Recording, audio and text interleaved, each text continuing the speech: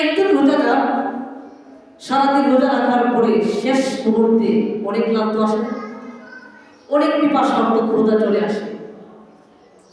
আল্লাহর বান্দার সামনে এত আইটেমের খাবার, এত ফল, এত উন্নত মানের খাবার থাকা সত্ত্বেও সে একজনকে ভয় করে সে কি খায় না বলেন তো? খাবার খায় না।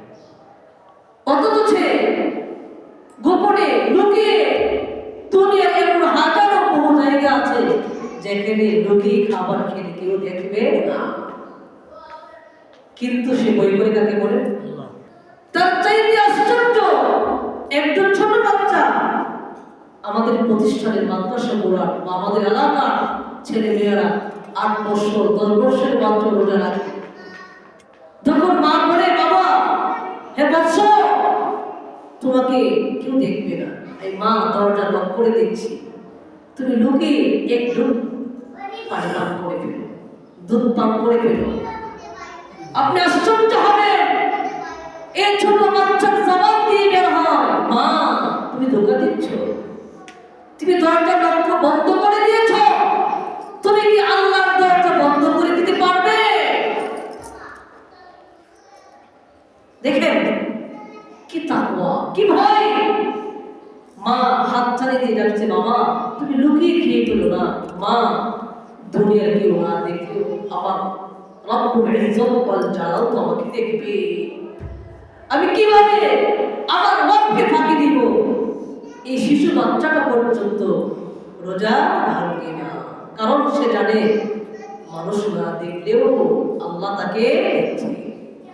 এই যে একটা ভয়, বাবা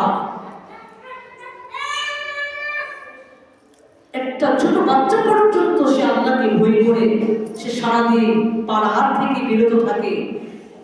এমন ভাবে যদি কোনো বান্দা কোনো বান্দি তার জীবনের প্রত্যেকটা সেক্টরে প্রত্যেকটা কাজে আল্লাহকে ভয় করত, সুদের টাকা যখন তার পকেটে আসে সে নেবে না। রমজান মাসে যখন সে রোজা ভাঙবে না, দুনিয়ার কেউ না দেখলেও আল্লাহ দেখছে, ঘুষের টাকা যখন তার পকেটে আসবে সে করবে না, জিনা করবে না, মিথ্যা কথা বলবে না, পাপাচার করবে না, অন্যের জমি দখল করবে না। সে যদি প্রত্যেকটা সেক্টরে প্রত্যেকটা বিধিবিধানের ক্ষেত্রে তার রবকে স্মরণ করে, রবকে ভয় করে, তাহলে সে হবে প্রকৃত মুত্তাকি। বলে সুবহানাল্লাহ। এই মুত্তাকি জান্নাতে যাবে। এই তাকওয়া এই রমাদান মুবারক আমাদেরকে শিক্ষা দিয়েছে। আল্লাহ বোঝাতে চাই, বান্দা যেমন ভাবে রমজান মাসে আমাকে ভয় করে তুমি খাবার থেকে নিজেকে সংযত রাখো, তেমনি তোমার জীবনের প্রত্যেকটা সেক্টরে যেখানে আমার বিধি নিষেধাজ্ঞা এসেছে এগুলা থেকে নিজেকে বিরত রেখে আমাকে ভয় করে চলবা, তাহলেই তুমি বাবা মুত্তাকি।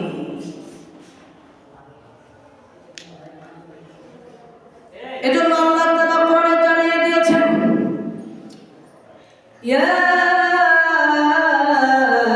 আইয়ুহাল্লাযীনা আমানু তাকুল্লাহ।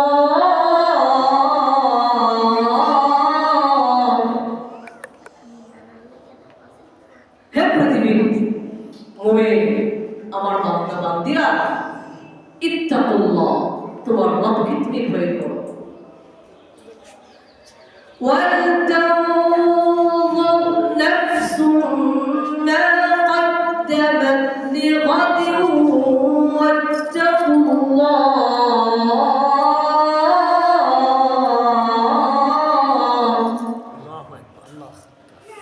আমার গোলাম, ওয়ালতানজুর, তুমি চিন্তা করো, প্রত্যেকটা নফস যেন চিন্তা করে, ব্যক্তি বিবেক দিয়ে ফিকির করে, মা কদ্দামাত লিগাদিন ওয়াত্তাকুল্লাহ, তুমি তোমার প্রত্যেকটা দিন প্রতিনিয়ত কি করছো, তোমার কি আমলনামা পরকালের জন্য তুমি রিজার্ভ করছো, এই ফিকিরটা তুমি করো।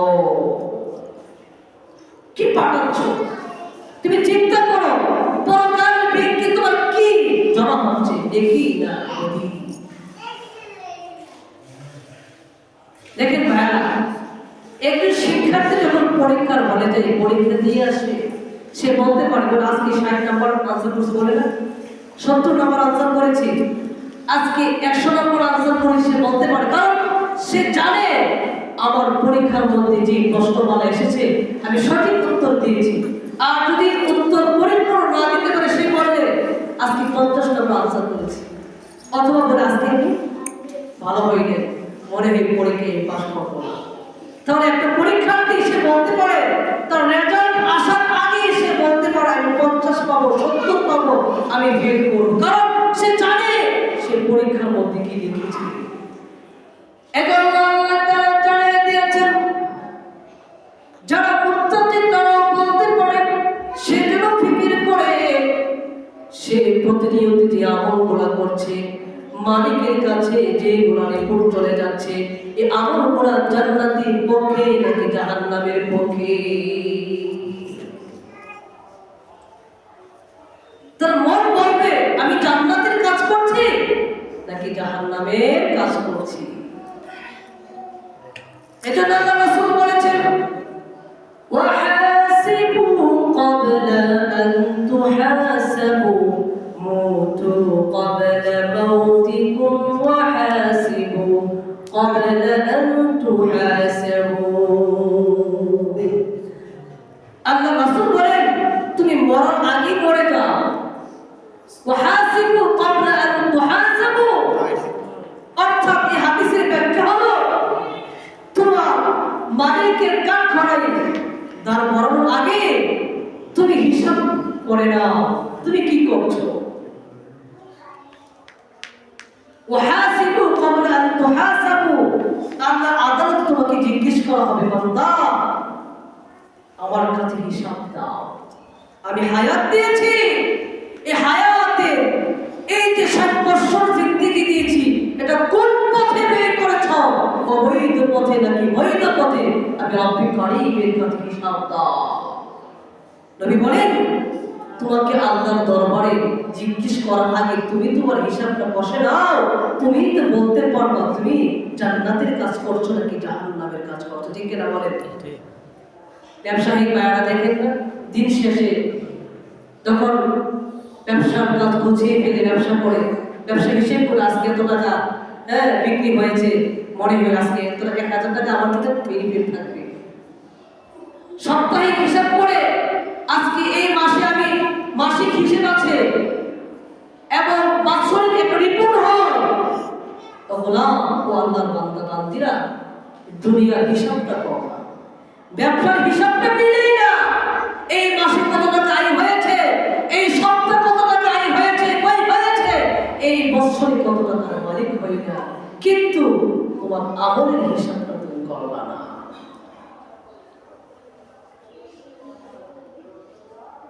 তুমি জান্নাতি না জাহান্নামী একটু চিন্তা করা দরকার। এটা মালিকের কাছে, কিন্তু তোমার আমল নামাটা কোন দিকে এগিয়ে যাচ্ছে। নবী বলেন প্রত্যেকটা মুমিন বান্দা বান্দির হিসাবটা রাখা দরকার। আল্লাহ তাআলা জানিয়ে দিয়েছেন যে ব্যক্তিরা উদাসীনভাবে জীবন কাটাবে, হায়াতের মূল্যায়ন করবে না, মন চাহে জিন্দেগি গড়বে, রব চাহে জিন্দেগি গড়বে না, আল্লাহ তাআলার বিধান নিয়ে সে টেনশন করবে না, যেদিকে মন চায় সেদিকে সে ছুটবে, ওই ব্যক্তিগুলো আফসোস করবে যখন আজরাইল তার কাছে আসবে। আল্লাহ তাআলা সূরাতুল মুমিনিনের 99 নম্বর আয়াতে আল্লাহ বলেন, ইযা জাআ আজালুহুম লা ইস্তাখিরুন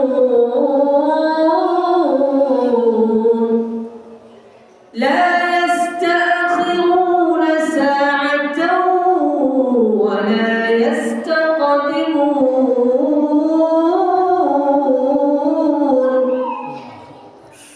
আল্লাহর পক্ষ থেকে যখন মারাত্মক মৌত চলে আসবে, لا يستأخرون ساعة ولا يستقدمون, এক মুহূর্ত, সাআ মানে মুহূর্ত, সেকেন্ড নয়, সেকেন্ডের চাইতে আরো স্বল্প, এক মুহূর্ত সময় তাকে দেওয়া হবে না।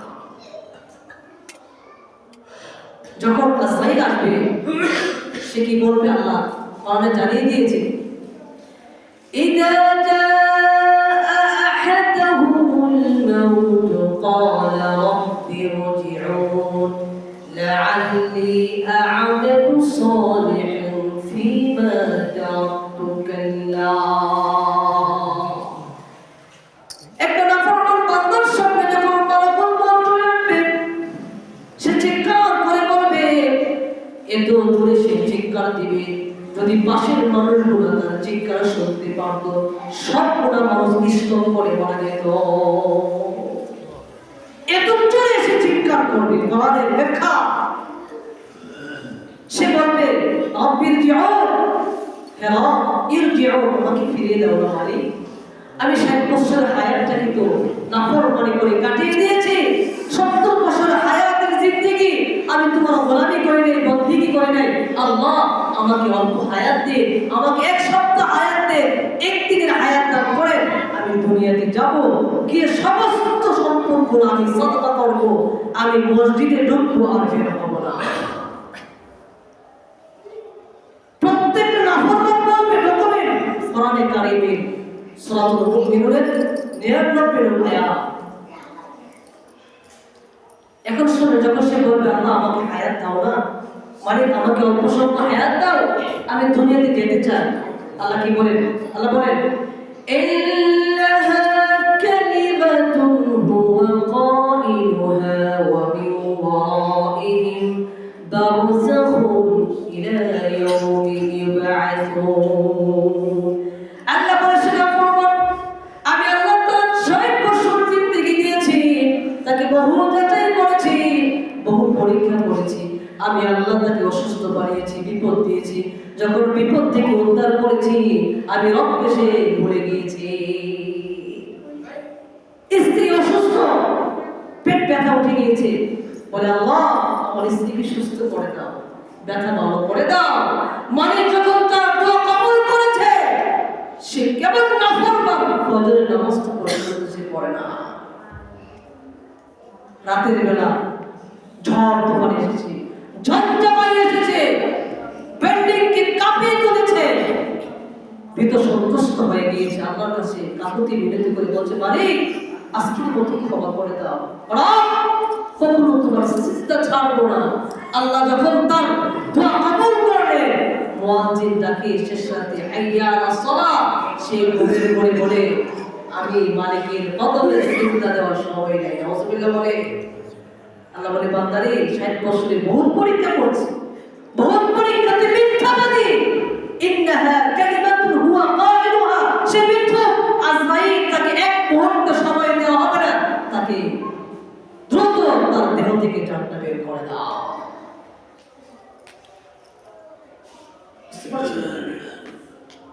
এই কবর আযাব সত্য। আমরা দেখেন না যখন ঘুমিয়ে যাই স্বপ্নে অনেক কিছু দেখি, চিৎকার করি, কান্নাকাটি করি, দৌড়াই, অনেকে ঘুমে দৌড়াদৌড়ি করে, কিন্তু দেখে কেউ দেখে পাশের মানুষটা সে দৌড়াইতেছে ঘুমে, কিন্তু দেখে না, কান্না করছে কিন্তু চোখের পানি নেই। তেমনি যার কাছে মালাকুল মউত আসবে এত জোরে চিৎকার করবে, কিন্তু মানুষগুলো শুনতে পাবে না।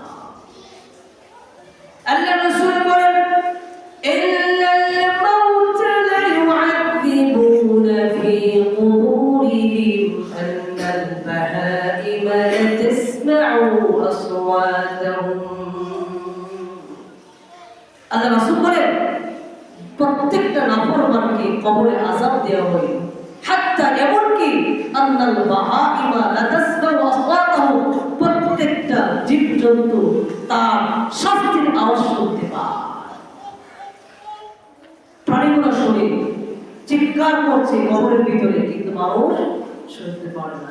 এই শুনতো আর দুনিয়া থাকতো না। এজন্য ভাই রমাদান মুবারক আমাদের সামনে আগমন করছে, এই গুনাহ ছাড়তে হবে, ইবাদত আমাদের করতে হবে, ইবাদতের মাধ্যমে এই রমজানকে আমাদের স্বাগত